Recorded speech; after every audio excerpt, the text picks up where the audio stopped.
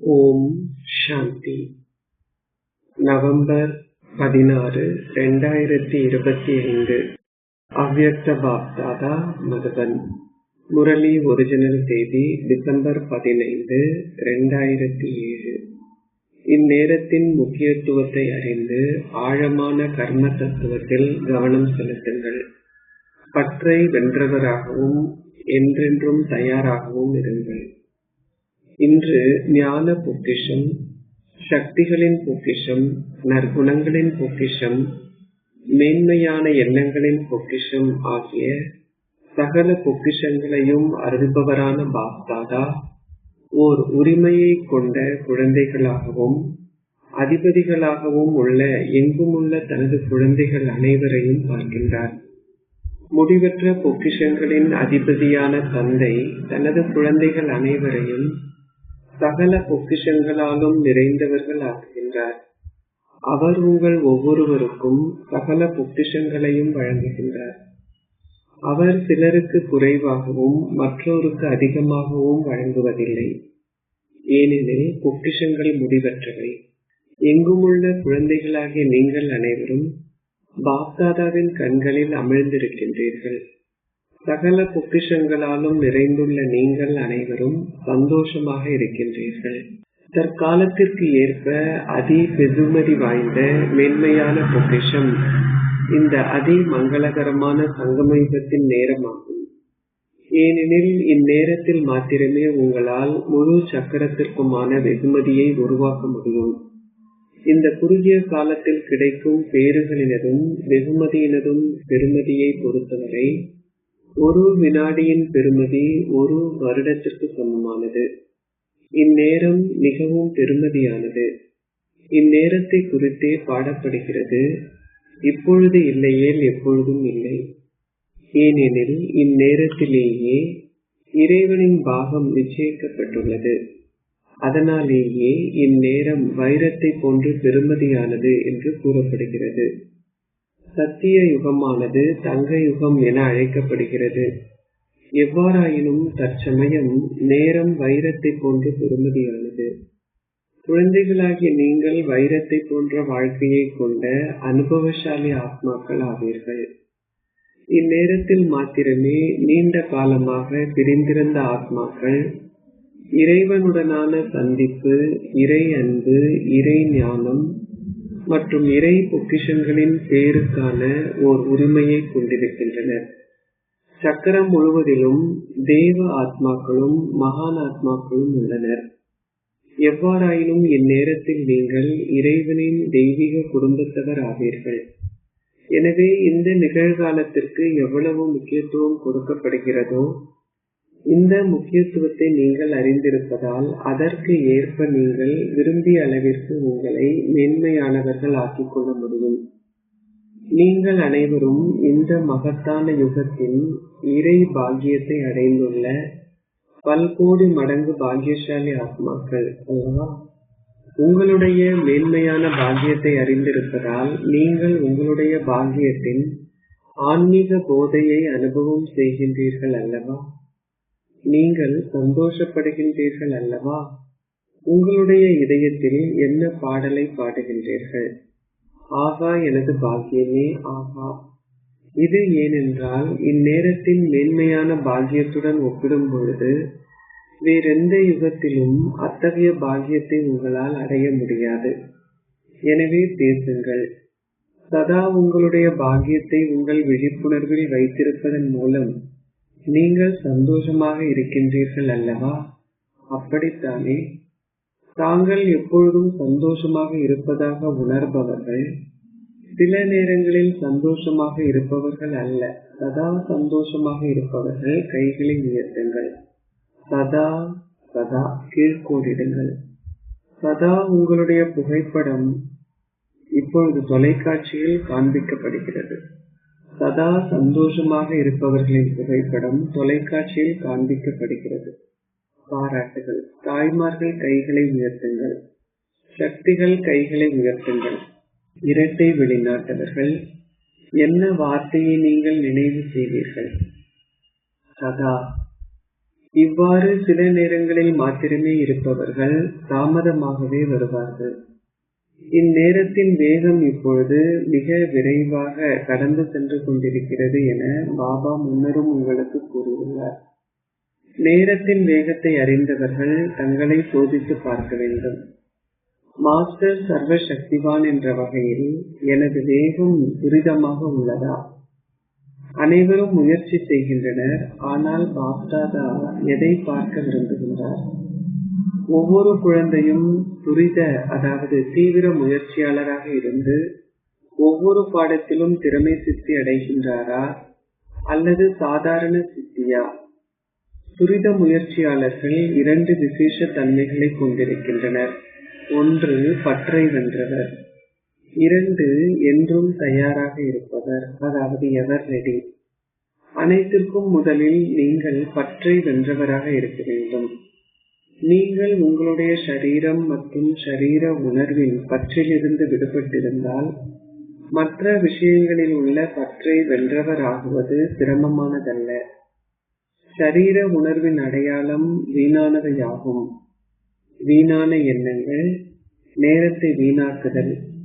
இதில் நீங்கள் உங்களை மிக நன்றாக சோதித்து பார்க்கலாம். உங்கள் நேரத்தை சாதாரணமான முறையில் செலவிடுவது கூட உங்களை பற்றவர் வென்றவர் ஆக்குவதற்கு அனுமதிக்காது. எனவே உங்களுடைய ஒவ்வொரு கணமும், ஒவ்வொரு எண்ணமும், ஒவ்வொரு செயலும் வெற்றிகரமானதாக இருந்ததா என சோதியுங்கள். சங்கம யுகத்தில் தந்தையிடமிருந்து கிடைக்கும் விசேஷ ஆசீர்வாதம் வெற்றி உங்கள் பிறப்புரிமை என்பதாகும். எனவே ஓர் உரிமையானது இலகுவாக இருப்பதன் அனுபவத்தை உங்களுக்கு வழங்குகிறது.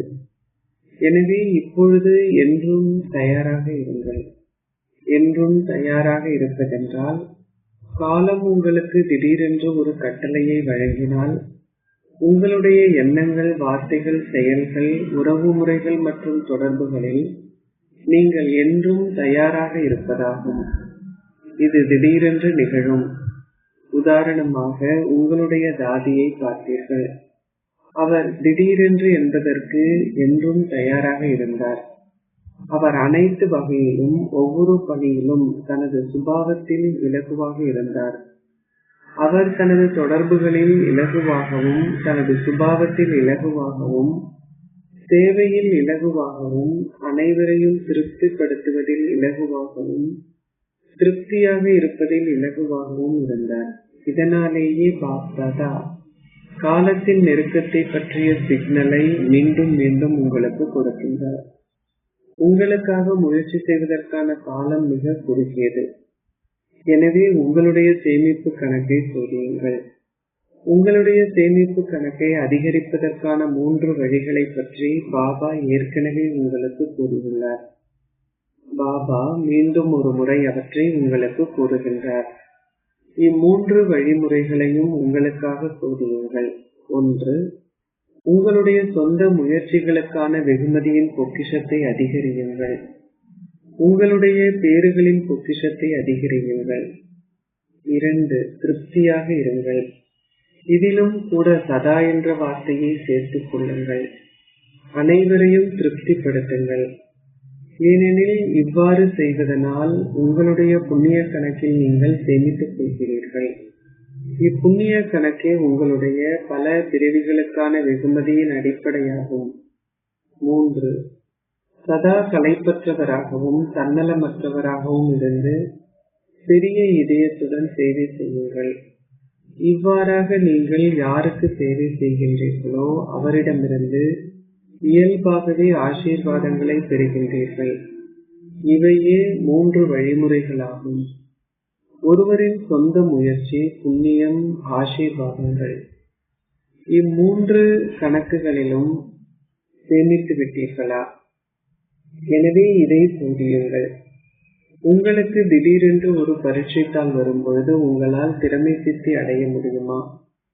ஏனெனில் இன்றைய நாட்களில் காலத்திற்கு ஏற்ப இயற்கையின் குழப்பம் காரணமாக இயற்கையின் சிறிய விஷயங்கள் எந்நேரத்திலும் வரலாம்.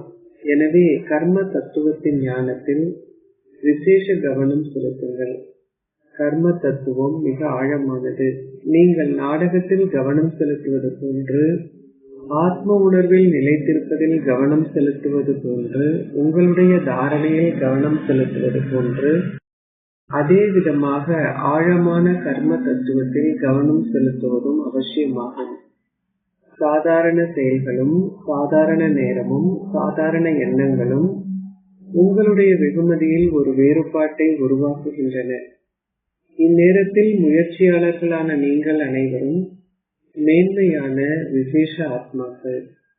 நீங்கள் சாதாரணமானவர்கள் அல்ல. நீங்கள் உலக மாற்றத்திற்கும் உலக நன்மைக்குமான கருவி ஆவீர்கள். நீங்கள் உங்களை மாத்திரம் மாற்றுபவர்கள் அல்ல. நீங்கள் உலக மாற்றத்திற்கு பொறுப்பானவர்கள். எனவே நீங்கள் நிச்சயமாக உங்களுடைய மேன்மையான சுய மரியாதையின் விழிப்புணர்வின் சொரூபங்கள் ஆக வேண்டும். நீங்கள் அனைவரும் பாப்தாதாவிலும் சேவை செய்வதிலும் மிக சிறந்த அன்பு வைத்திருப்பதை பாப்தாதா பார்த்துள்ளார். ஏதோ ஒரு திட்டத்தின்படி எங்கும் சேவைக்கான சூழல் காணப்படுகிறது.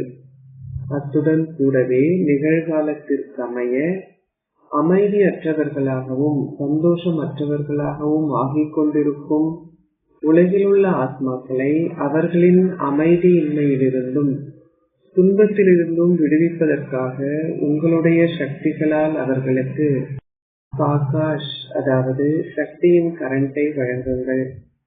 பௌதிக சூரியனால் அதன் சாகாஷ் மூலமாக இருளை அகற்றி வெளிச்சத்தை கொண்டுவர முடிவதுடன் அதன் கதிர்களின் சக்தியால் பலவற்றை மாற்ற முடிகின்றது. அதே போன்று மாஸ்டர் ஞான சூரியன்களான நீங்கள் பெற்றுள்ள அமைதியினதும் சந்தோஷத்தினதும் கதிர்கள் மூலமாக உங்களுடைய சாக்காஷினால் மற்றோரை அவர்களின் துன்பத்திலிருந்தும் அமைதியின்மையிலிருந்தும் விடுவிக்க வேண்டும். உங்கள் மனதாலும் சக்தி வாய்ந்த மனோநிலையாலும் சேவை செய்வதன் மூலம் நீங்கள் சூழலை மாற்ற வேண்டும். எனவே இப்பொழுது உங்கள் மனதால் சேவை செய்யுங்கள். நீங்கள் வார்த்தைகளால் சேவை செய்வதை விரிவாக்கம் செய்துள்ளது போன்றே உங்கள் மனதால் சேவை செய்வதன் மூலம் நீங்கள் தேர்வு செய்துள்ள தலைப்பான நம்பிக்கை மற்றும் சந்தோஷம் பரவுமாறு செய்யுங்கள். நம்பிக்கை, சந்தோஷம், தெய்வீக தன்மை, தைரியத்தை கொடுங்கள். ஊக்கத்தையும் உற்சாகத்தையும் கொடுங்கள். தந்தையின் ஆஸ்தியை அவர்களுக்கு கொடுங்கள். இவற்றால் அவர்களுக்கு விடுதலை கொடுங்கள். இப்பொழுது சாகாஷ் வழங்குவதற்கான தேவை அதிக அளவில் உள்ளது. இந்த சேவையை செய்வதில் உங்கள் மனதை மும்முரமாக வைத்திருங்கள். அப்பொழுது நீங்கள் இயல்பாகவே மாயையை வென்றவராகவும் வெற்றியாளர் ஆத்மாவாகவும் ஆகுவீர்கள். அற்ப விஷயங்கள் யாவும் பக்க காட்சிகளாகும். பக்க காட்சிகளில் சில நல்லவையாகவும் சில தீயவையாகவும் இருக்கும். எனவே உங்களுடைய இலக்கை அடைவதற்கு நீங்கள் சில பக்க காட்சிகளை கடந்து செல்ல வேண்டும். பக்க காட்சிகளை பார்ப்பதற்கு பற்றற்ற பார்வையாளர் என்ற உங்கள் ஆசனத்தில் அமர்ந்திருங்கள். அவ்வளவுதான். அப்பொழுது பக்க காட்சிகள் களிப்பூட்டுபவையாக ஆகிவிடும். எனவே நீங்கள் என்றும் தயாரானவர்கள் அல்லவா? நாளையே ஏதாவது நிகழ்ந்தால் நீங்கள் என்றும் தயாரா? முதல் வரிசையில் என்றும் தயாரா? ஆசிரியர்கள் தயாரா? அச்சா, பல்வேறு துறைகளை சார்ந்தவர்கள் தயாரா? எத்தனை துறைகள் வந்திருந்தாலும் என்றென்றும் தயாராக இருங்கள். அதை பற்றி சிந்தியுங்கள். பாருங்கள் தாதிகளே, நீங்கள் இதை பார்க்கிறீர்களா? அனைவரும் தமது கைகளை அசைக்கின்றார்கள். அச்சா, பாராட்டுகள். நீங்கள் என்றும் தயாராக இல்லாது விட்டாலும் கூட இன்றிரவுக்குள் என்றும் தயாராகிவிடுங்கள். ஏனெனில் காலம் உங்களுக்காக காத்திருக்கிறது. பாப்தாதா முக்திக்கான வாயிலை திறப்பதற்காக காத்திருக்கின்றார். முன்னோடி குழுவினர் உங்களை அழைக்கின்றனர். உங்களால் என்னதான் செய்ய முடியும்? நீங்கள் மாஸ்டர் சர்வசக்திவான்கள். திட சங்கற்பத்தை கொண்டிருங்கள். நான் இதை செய்ய வேண்டும், நான் அதை செய்யக்கூடாது, அவ்வளவுதான். நீங்கள் எதையாவது செய்யக்கூடாது என்றால் உங்களுடைய திட சங்கல்பத்தினால் நீங்கள் செய்யக்கூடாததை செய்யாமல் இருப்பதன் மூலம் அதை செய்து காட்டுங்கள். நீங்களே அதிபதிகள் அல்லவா? முதல் முறையாக வந்திருப்பவர்கள் யார்? முதல் முறையாக வந்திருப்பவர்கள் கைகளை உயர்த்துங்கள். கைகளை உயரமாக உயர்த்துங்கள். அவற்றை அசையுங்கள். பலர் வந்திருக்கின்றனர். அச்சா, முதல் முறையாக வந்திருப்பவர்களுக்கு பல்கோடி மடங்கு வாழ்த்துக்கள். வாழ்த்துக்கள். முன்னைய கல்பத்தின் குழந்தைகள் மீண்டும் ஒரு முறை தமது குடும்பத்திடம் வந்து சேர்ந்து விட்டதை குறித்து பாப்தாதா மகிழ்ச்சி அடைகின்றார். எனவே கடைசியாக வந்திருப்பவர்கள் இப்பொழுது அற்புதங்களை காண்பிக்க வேண்டும். பின்னாலேயே இருந்து விடாதீர்கள். நீங்கள் கடைசியாக வந்துள்ளீர்கள், ஆனால் பின்னாலேயே இருந்து விடாதீர்கள். அனைவருக்கும் முன்னால் இருங்கள். இதற்கு நீங்கள் தீவிர முயற்சி செய்ய வேண்டும். நீங்கள் இந்த தைரியத்தை கொண்டிருக்கின்றீர்கள் அல்லவா? நீங்கள் தைரியத்தை கொண்டிருக்கின்றீர்களா? அச்சா, தைரியத்தை கொண்ட குழந்தைகள் பாப்தாதாவிடமிருந்தும் குடும்பத்திடமிருந்தும் உதவியை பெறுகின்றனர். அது நல்லது. ஏனெனில் குழந்தைகளாகிய நீங்களே குடும்பத்தின் அலங்காரங்கள் ஆவீர்கள். எனவே வந்திருக்கின்ற அனைவரும் மதுபனின் அலங்காரங்கள் ஆவீர்கள். அச்சா, இது போபாலின் சேவைக்கான முறையாகும். பலர் வந்திருக்கின்றனர். அவர்கள் தமது கொடிகளை அசைக்கின்றனர். நீங்கள் பொன்னான வாய்ப்பை பெற்றுக் கொண்டது நல்லது. சேவை செய்வதற்காக வந்திருக்கின்ற கருவிகளான நீங்கள் அனைவரும் சேவைக்கான சக்தியாகவும் பலனாகவும் அதீந்திரிய சுகத்தை அனுபவம் செய்தீர்களா? அனுபவம் செய்தீர்களா? ஆம் என்ற பதில் கூறுவதற்கு உங்கள் கொடிகளை அசைக்கலாம். ஓகே, நீங்கள் இப்பொழுது அதீந்திரிய சுகத்தை அனுபவம் செய்கின்றீர்கள். ஆனால் அது சதா காலம் அப்படியே இருக்குமா, அல்லது அது குறுகிய காலத்திற்கே இருக்குமா? இதயபூர்வமாக ஒரு சத்தியம் செய்பவர்கள் ஒருவரை ஒருவர் பார்த்து கை உயர்த்தாதீர்கள். நீங்கள் சதா இந்த பேற்றை உங்களுடன் வைத்துக் கொள்வீர்கள். நீங்கள் தடைகளை வென்றவர்கள் ஆகுவீர்கள் என இதயபூர்வமாக உணர்பவர்கள் உங்கள் கொடிகளை அசைக்கலாம். ஓகே, பாருங்கள், நீங்கள் தொலைக்காட்சியில் காண்பிக்கப்படுகின்றீர்கள். தொலைக்காட்சியில் உள்ள படம் உங்களுக்கு அனுப்பி வைக்கப்படும். அச்சா, உங்களுக்கு வழங்கப்பட்ட இந்த வாய்ப்பு மிக சிறந்தது. நீங்கள் சந்தோஷமாக இந்த வாய்ப்பை எடுத்துக்கொள்கிறீர்கள். உங்களுடைய முறைகளுக்கு ஏற்ப இங்கு வருவதற்கு திறந்த இதயத்துடன் அனுமதியை பெறுகின்றீர்கள். ஓகே, இப்பொழுது நீங்கள் என்ன அற்புதங்களை நிகழ்த்துவீர்கள்? நாங்கள் உங்களை 2008ஆம் ஆண்டில் வெளிப்படுத்துவோம் என்று கூறப்பட்டது. அச்சா, ஒருவருக்கொருவர் ஒத்துழைப்பு வழங்கி இந்த சத்தியத்தை நிறைவேற்றுங்கள். நீங்கள் நிச்சயமாக அதை செய்வீர்கள். ஒரு மாஸ்டர் சர்வசக்திவானுக்கு ஒரு சத்தியத்தை நிறைவேற்றுவது என்பது பெரிய விஷயமே அல்ல. திட சங்கல்பத்தை உங்களுடைய சகப்பாடியாக வைத்துக் கொள்ளுங்கள். திட சங்கல்பத்தை ஒருபொழுதும் கைவிட்டு விடாதீர்கள். ஏனெனில் திட சங்கல்பமே வெற்றிக்கான திறவுகோலாகும். திட சங்கல்பம் இருக்கும் இடத்தில் நிச்சயமாக வெற்றி இருக்கும். அப்படித்தானே, இல்லையா? இதை நீங்கள் நடைமுறையில் செய்து காட்டுவீர்களா? பாப்தாதாவும் மகிழ்ச்சி அடைகின்றார். அச்சா, எத்தனை பேர் ஓர் வாய்ப்பை பெறுகின்றீர்கள் என பாருங்கள். வகுப்பில் அரைவாசியினர் இங்கு சேவைக்காக வந்திருப்பவர்கள். அச்சா, பாருங்கள், சாக்கார் பாபாவின் காலத்தில் நீங்கள் மிக சிறந்த பாகத்தை நடித்தீர்கள். இவர், அதாவது மகேந்தர் பாய், முதலாவது மியூசியத்தை தயார் செய்தார். எனவே முழு பிராந்தியமும் சாக்கார் பாபாவின் ஆசீர்வாதங்களை கொண்டுள்ளது. இப்பொழுது நீங்கள் ஏதாவது புதுமையை காண்பிப்பீர்கள். ஒரு புதிய கண்டுபிடிப்பு உருவாக்கப்பட்டு நீண்ட காலம் ஆகிவிட்டது. பல்வேறு துறைகளின் சேவை முறைகளும் பழையனவாகிவிட்டன. கண்காட்சிகள், மேளாக்கள், மாநாடுகள், சிநேகமிலன்கள், அதாவது சிறிய அன்பான ஒன்று கூடல்கள் அனைத்தும் இடம்பெற்றுவிட்டன. இப்பொழுது புதியதாக ஏதாவது கண்டறியுங்கள். குறுகியதாகவும் இனிமையானதாகவும் குறைந்த செலவில் பெரிய சேவை. நீங்கள் ஆலோசகர்கள் அல்லவா? எனவே ஆலோசகர்களான நீங்கள் புதிய ஆலோசனையை கொடுக்க வேண்டும். ஆரம்பத்தில் கண்காட்சிகள் இடம்பெற்றன, பின்னர் மேளாக்கள், அதன் பின்னர் பல துறைகள் மூலமாக சேவை செய்யப்பட்டது. எனவே அவ்வாறு ஏதாவது புதிய கண்டுபிடிப்பை கண்டறியுங்கள். இதற்கு யார் கருவியாகினர் என பார்ப்போம்.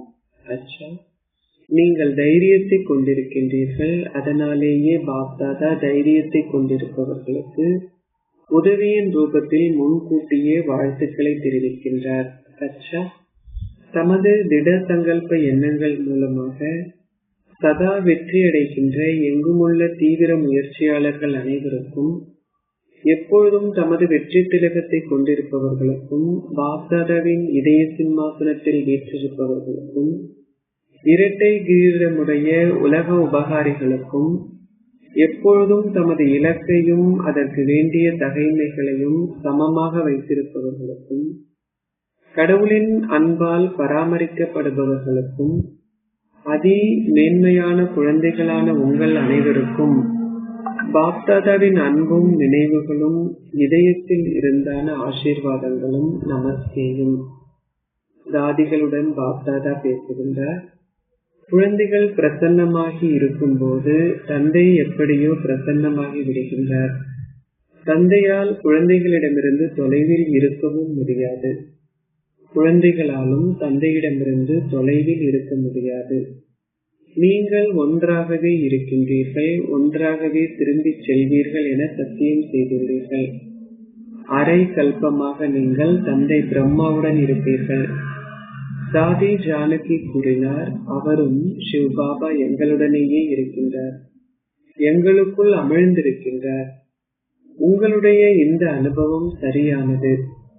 இப்பொழுது உங்களுக்கு உத்தரவாதம் உள்ளது. ஆனால் நீங்கள் ராஜ்யத்தை ஆட்சி செய்யும் போது பாபா அங்கே இருக்க மாட்டார். வெறுமனே பார்த்து கொண்டிருப்பதற்கும் உங்களுக்கு ஒருவர் தேவைதானே? எவ்வாறு உங்களால் சிவ் பாபாவினால் மேலேயே இருக்க முடியும் என்று கேட்கப்பட்டது. அது நாடகத்தின் ஒரு பாகமாகும். தந்தை பிரம்மா உங்களுடனேயே இருக்கின்றார் அல்லவா? நாடகத்தில் என்ன நிகழ்கிறது என பாருங்கள். ஆசீர்வாதம். நீங்கள் செய்கின்ற ஒவ்வொரு செயலிலும் ராஜரீகத்தை வெளிப்படுத்தி ஒவ்வொரு வார்த்தையையும் யதார்த்தமாக பேசி முதல் பிரிவுக்குள் செல்வதற்கான உரிமையை பெற்றுக் கொள்வீர்களாக. யதார்த்தம் என்றால் உங்களுடைய நிஜமான ரூபத்தின் விழிப்புணர்வை சதா கொண்டிருப்பதாகும்.